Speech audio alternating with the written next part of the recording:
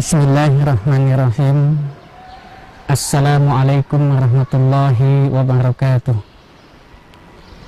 Alhamdulillah, assalatu wassalamu ala rasulillah Sayyidina wa maulana Muhammad ibn Abdullah wa ala alihi wa sahbihi wa mawala.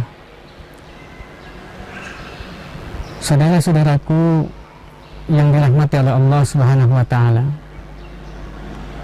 berada di masjid yang sedemikian megahnya ini, di rumah Allah Subhanahu wa ta'ala yang sejuk seperti ini, batin kita akan terasa senang dan nyaman.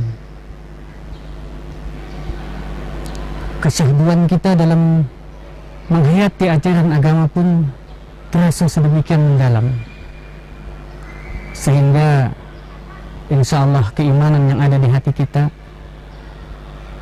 rasa beragama yang ada dalam pikiran kita akan menjadi semakin bertambah dan bertambah lagi. Dengan kata lain, insya Allah dengan berada di rumah Allah yang mulia seperti ini, keimanan dan ketakwaan kita kepadanya pun akan semakin meningkat.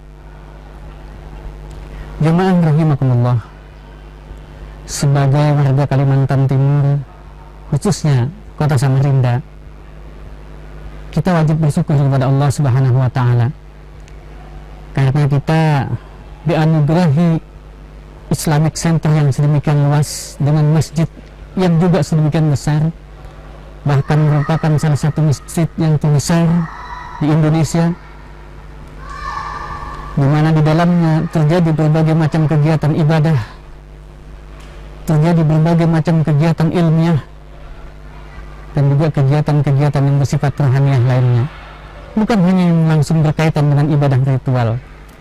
Bahkan di sekeliling komplek jamaah ini, jamaah rahimakumullah, kita akan menyaksikan keluarga-keluarga muslim membawa anak dan istrinya merasakan sejuknya rumah ibadah ini, sehingga tempat ini pun menjadi wisata rohani, menjadi tempat kita menyegarkan jiwa kita kembali setelah mungkin seharian kita disibukkan dengan urusan dunia kita. Jemaah rahimakumullah, ketika keimanan kita meningkat saat berada di rumah Allah Subhanahu wa ta'ala, atau saat berada di majelis-majelis ilmu, di tempat-tempat yang penuh dengan kemuliaan, di tempat-tempat di mana situ orang giat beribadah, itu mungkin suatu hal yang sangat wajar.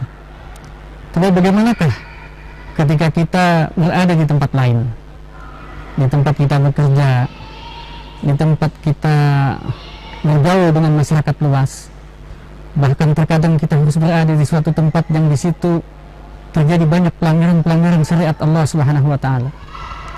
Ketika kita harus berada di tempat hiburan, lewat di tempat-tempat yang tidak diridhai oleh Allah Subhanahu wa ta'ala seperti itu, bagaimanakah kondisi keimanan batin kita? Sebagai seorang yang beriman kepada Allah dan sebagai umat Islam yang mengikuti ajaran yang dibawa oleh Nabi Muhammad sallallahu alaihi wasallam, maka kita harus berpedoman kepada apa yang diwasiatkan oleh Rasulullah sallallahu alaihi wasallam. Saudaraku yang dirahmati oleh Allah Subhanahu wa ta'ala, mengapa saya katakan kita harus berpedoman kepada apa yang diwasiatkan oleh Rasulullah sallallahu alaihi wasallam? Tidak lain dan tidak bukan karena itu merupakan perintah dari Allah Subhanahu wa ta'ala. Allah Subhanahu wa ta'ala berfirman, "Qul in kuntum tuhibbunallaha fattabi'uni yuhibbukumullah wa yaghfir lakum dzunubakum." Allah mengatakan kepada Nabi Muhammad, "Wahai Muhammad, katakan kepada umat manusia, jika kalian mencintai Allah, maka ikutilah aku." Maksudnya ikutilah Nabi Muhammad sallallahu alaihi wasallam. Karena dengan itu kalian akan diampuni dan disayangi oleh Allah Subhanahu wa ta'ala. Selain itu, di dalam ayat yang lain Allah Subhanahu wa ta'ala dengan tegas menyatakan, "Laqad kana lakum fi Rasulillahi uswatun hasanah." Sungguh pada diri Rasulullah terdapat suri teladan yang terbaik. Ini menunjukkan kepada kita sekalian bahwa di dalam kita melaksanakan ajaran agama ini, di dalam kita mengamalkan apa-apa yang diwahyukan oleh Allah Subhanahu wa ta'ala, kita wajib mengikuti cara dan ketentuan baik yang ditentukan secara lisan maupun yang dicontohkan oleh Rasulullah Sallallahu Alaihi Wasallam. Berkenaan dengan ketakwaan dan keimanan tadi jamaah rahimakumullah, saya ingin mengingatkan kita sebuah hadis wasiat yang disampaikan oleh Rasulullah Sallallahu Alaihi Wasallam kepada para sahabat beliau. Beliau bersabda, "Ittaqillaha haitsuma kunta, wa atbi'i sayyi'atal hasanata tamhuha, wa khaliqin nasi bi khuluqin hasanin." Rasulullah Sallallahu Alaihi Wasallam bersabda, "Bertakwalah kalian kepada Allah di mana saja kalian berada, dan ikutilah perbuatan-perbuatan buruk itu dengan kebaikan, karena ia akan menghapuskannya. Dan berakhlaklah kalian kepada manusia dengan akhlak yang terbaik." Jamaah pemirsa Islamic Center TV yang dimuliakan oleh Allah Subhanahu wa taala. Dari hadis ini ada 3 poin yang bisa menjadi pelajaran bagi kita dari wasiat Rasulullah Sallallahu Alaihi Wasallam ini. Yang pertama, Rasulullah Sallallahu Alaihi Wasallam menegaskan kepada kita, bahkan memerintahkan kepada kita, "Ittaqillaha haitsuma kunta." Bertakwalah kalian kepada Allah di mana saja kalian berada. Apakah di rumah ibadah yang penuh dengan kesibukan rohani seperti ini? Ataukah ketika kita di tempat pekerjaan kita yang penuh dengan godaan untuk berkorupsi? Atau di jalanan, godaan kemaksiatan bertebaran di sana sini? Bahkan dimanapun kita berada, kita tetap wajib menjaga ketakwaan kepada Allah Subhanahu wa taala. Lalu yang kedua, jamaah rahimakumullah, setelah Rasulullah mewasiatkan kepada kita untuk senantiasa bertakwa kepada Allah Subhanahu wa taala dimanapun kita berada, Rasulullah melanjutkan dengan wasiat beliau yang kedua, yaitu wa atbi'il sayyi'atal hasanata tamhuha. Ikutilah, kata Rasulullah, perbuatan-perbuatan buruk yang pernah kita lakukan dengan perbuatan yang lebih baik, karena perbuatan baik inilah yang akan menghapuskan perbuatan buruk yang telah kita kerjakan itu. Tentunya yang dimaksud Rasulullah di sini adalah kita bertobat dari segala perilaku kita yang buruk, dari dosa-dosa yang pernah kita lakukan, lalu kita gantikan perilaku-perilaku buruk dan dosa itu dengan perbuatan-perbuatan ma'ruf, perbuatan-perbuatan yang dicintai oleh Allah Subhanahu wa taala, dan perbuatan-perbuatan ibadah yang dituntunkan oleh Nabi Muhammad sallallahu alaihi wasallam. Ini poin yang kedua. Lalu poin yang ketiga, poin terakhir yang ada di dalam wasiat Rasulullah sallallahu alaihi wasallam tadi, Rasulullah menegaskan wa khaliqin nasi bi khuluqin hasanin. Dan berakhlaklah kepada manusia dengan akhlak yang terbaik. Jamaah rahimakumullah, dari hadis ini, dari 3 wasiat Rasulullah Sallallahu Alaihi Wasallam ini adalah merupakan tuntunan, merupakan pelita yang menjadi penerang bagi jalan kehidupan kita sekalian, di mana Rasulullah Sallallahu Alaihi Wasallam menegaskan tentang 3 poin yang penting dalam menjalani kehidupan ini. Yang pertama, yakni menjaga ketakwaan kita kepada Allah Subhanahu wa taala dimanapun kita berada, di rumah, di tempat ibadah, di tempat hiburan, di tempat kita bekerja, atau dimanapun kita berada. Yang kedua, kita bertobat kepada Allah, tentunya dengan meninggalkan segala keburukan yang pernah kita lakukan, dan kita gantikan dengan perbuatan-perbuatan baik yang mulia dalam pandangan Allah Subhanahu wa taala. Poin pertama dan yang kedua ini, jamaah rahimakumullah, bisa dikatakan adalah poin tentang hubungan kita kepada Allah Subhanahu wa taala. Poin tentang ketundukan dan ketaatan kita langsung kepada Allah Subhanahu wa taala, atau yang dikenal dengan ketakwaan kepada Allah Subhanahu wa taala. Tetapi jamaah rahimakumullah, agama kita agama Islam, agama yang dibawa oleh junjungan kita Nabi Muhammad sallallahu alaihi wasallam ini adalah agama yang paripurna, agama yang sempurna, yang lengkap mengajarkan kepada kita tentang bagaimana menjalin hubungan bukan hanya kepada Allah Subhanahu wa taala, tetapi juga kepada sesama manusia. Sehingga Rasulullah menutup wasiat beliau dengan ucapan wa khaliqin nasi bi khuluqin hasanin. Artinya apa?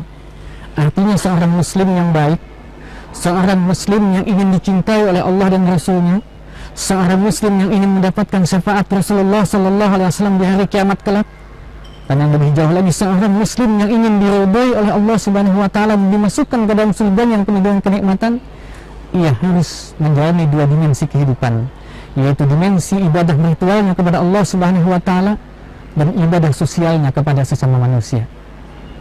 Tidaklah seorang itu dikatakan sebagai orang yang soleh ketika ia hanya mementingkan ibadah ritualnya sementara hubungannya dengan manusia sangat buruk, dengan tetangganya tidak mau bertegur sapa, dengan orang lain menganggap remeh, dalam berdagang selalu culas dan lain sebagainya, meremehkan urusan-urusan hubungan muamalah di antara semua manusia. Orang seperti ini mungkin tampaknya, tampilannya seolah-olah menjadi orang yang ahli ibadah dan takwa, tapi sesungguhnya ia belum menjadi muslim yang sesungguhnya. Sebab muslim yang sesungguhnya itu, muslim yang terbaik itu bukan hanya seorang muslim yang taat menjalankan ibadah-ibadah ritual kita kepada Allah Subhanahu wa taala, tetapi juga bagus dalam membina hubungan sosial kepada sesama manusia. Bahkan Rasulullah sallallahu alaihi wasallam pernah bersabda, "Khairun nas anfa'uhum linnas." Sebaik-baik manusia adalah yang bermanfaat bagi manusia lainnya. Ada yang menarik di sini, saudaraku rahimakumullah. Rasulullah tidak mengatakan bermanfaat bagi sesama muslim, atau bermanfaat bagi sesama sukunya, atau bagi sesama bangsanya, tapi Rasulullah katakan bermanfaat bagi manusia lainnya. Itu artinya apa? Artinya sesuai dengan firman Allah tentang diutusnya Rasulullah sallallahu alaihi wasallam adalah bahwa Rasulullah menyampaikan agama ini ke muka bumi sebagai rahmatan lil alamin. Wa ma arsalnaka illa rahmatan lil alamin. Dan tidaklah aku utus engkau wahai Muhammad kecuali membawa rahmat, membawa kasih sayang bagi seluruh alam. Bukan hanya bagi kita umat Islam, bukan hanya bagi bangsa kita, bukan hanya bagi bangsa Arab, atau bukan hanya bagi sesama manusia, tetapi apapun yang ada di alam semesta ciptaan Allah Subhanahu wa taala ini, semuanya akan mendapatkan rahmat dari datangnya Rasulullah sallallahu alaihi wasallam membawa ajaran agama Islam. Oleh sebab itu jamaah rahimakumullah, di saat kesibukan kita beribadah kepada Allah, bermesra-mesra dengan Allah, memanjatkan takarrub kepada Allah, menjalankan ibadah-ibadah ritual kepada Allah Subhanahu wa taala, di lain sisi sebagai manusia biasa, sebagaimana yang dicontohkan oleh Rasulullah sallallahu alaihi wasallam, kita pun wajib membina hubungan baik kepada sesama manusia, bahkan kepada sesama makhluk Allah, ciptaan Allah selain manusia, dan juga kepada alam semesta yang ada ini. Tidak hanya kepada makhluk hidup, bahkan kepada benda-benda mati pun kita diwajibkan untuk berbuat baik, untuk tidak melakukan kerusakan di muka bumi ini. Semoga apa yang saya sampaikan ini bisa menyentuh hati saudaraku rahimakumullah, dan lebih-lebih lagi menyentuh hati saya untuk kita bersama-sama saling tolong, saling menyayangi dalam membuat ketakwaan kepada Allah Subhanahu wa taala. Sungguh tidak ada di antara kita yang ingin tersesat dan masuk neraka. Oleh sebab itu, ketika kita menemukan saudara kita belum taat menjalankan agama, atau saudara kita belum kafah dalam berislam, marilah kita kasihani ia, kita bimbing ia, bukan malah kita caci maki dan kita cela ia. Subhanakallahumma wa bihamdika, asyhadu an la ilaha illa anta, astaghfiruka wa atubu ilaik. Billahi taufiq wal hidayah, wal inayah. Wassalamualaikum warahmatullahi wabarakatuh.